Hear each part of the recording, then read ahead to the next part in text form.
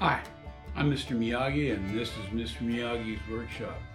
So today we're going to do a review on the Royal Enfield Scram. Now this is 2023.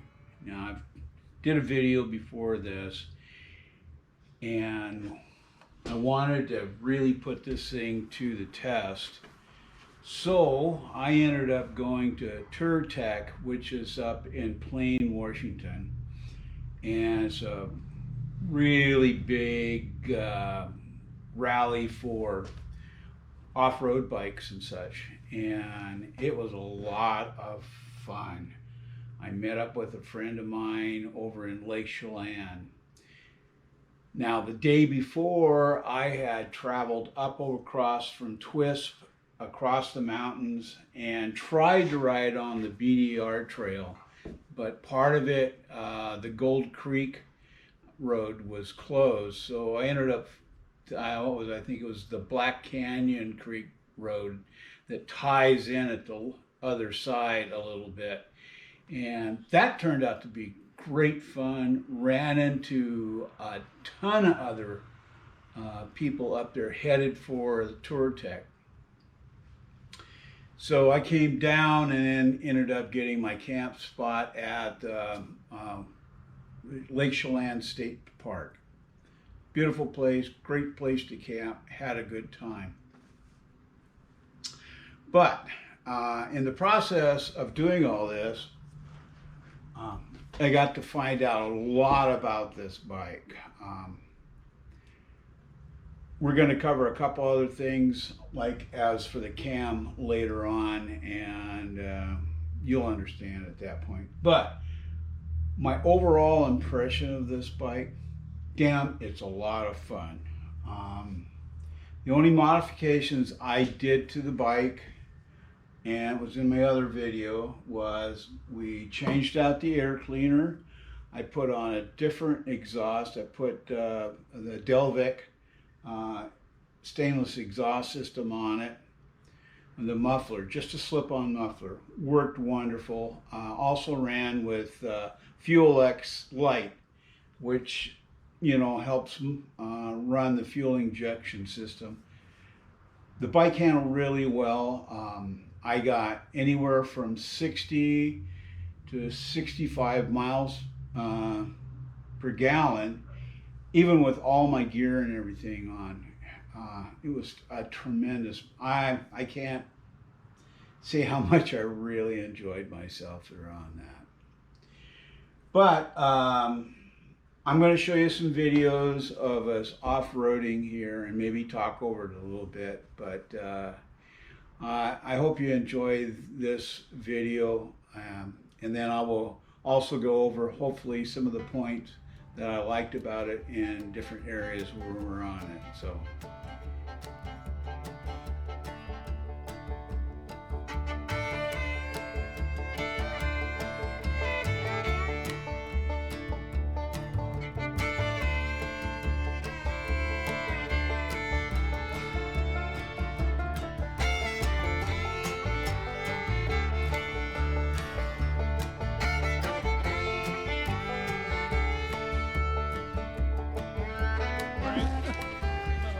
This is one of the disadvantaged bikes at Tourtech. It's a KL. Ghetto lock. Ghetto. I do these things. Ghetto. Ghetto, yeah. Yeah, plastic.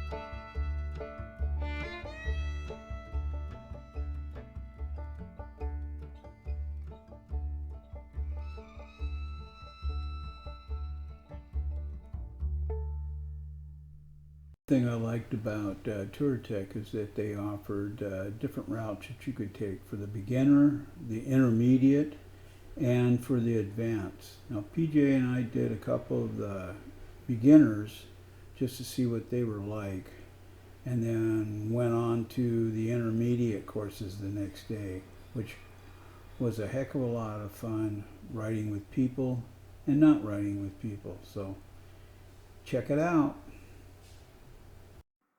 Okay, coming up here is the Black Forest Challenge course, and it was a lot of fun. A lot of technical stuff in there. I killed my bike right off on the first deal, so I had to start it and then continue on through the course, up and over things. They had logs, little dirt ramps, tight trails where you had to weave your way through these trees and everything. And I'm getting pretty good at it here, and I'm going through the course. I'm getting ready to come up on a jump here pretty quick. And there it is, boop, up and over. All right, now I got to get set up for the sand pit. So here we go, getting ready to go through there, and guess what? Boom, right here, I dump it. That sand was about a foot deep. And the photographer up there is photographing me during the whole fall. Now, most of the trails that we went on, you had to ride pavement for a distance. Not too far, but I could have liked to have them a little bit closer. But, you know, that's the way they were set up. But anyway, this trail here that we're getting ready to go on was supposed to go up to Sugarloaf Mountain. But it turned out that we'd actually taken another course, and we spent the morning riding this one and finding our way through the hills and stuff and staying on the path that was set out for us.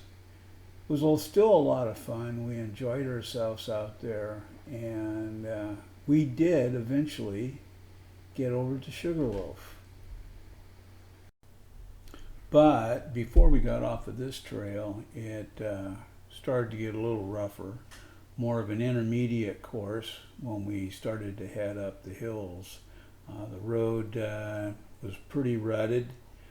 It doesn't show here in the camera how rutted it really was, but that's one thing about the stabilization of the GoPro. It doesn't allow you to see how really rough some of this section of the road was, but that's part of the filming.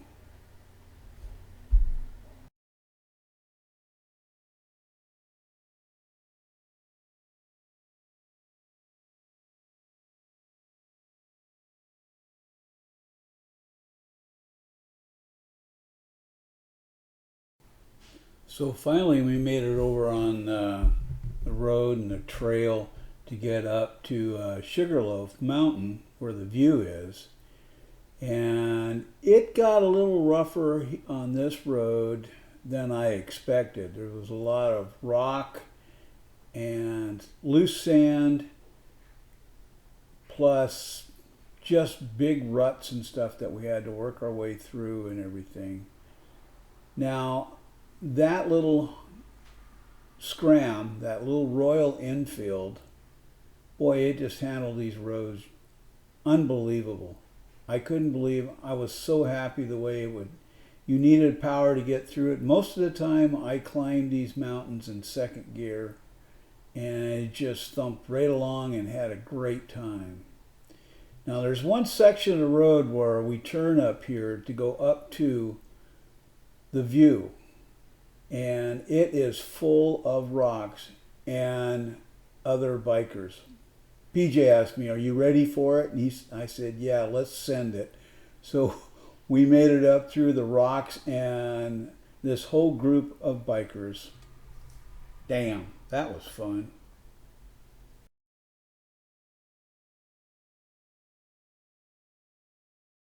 So now it was time to turn around and head back down the mountain.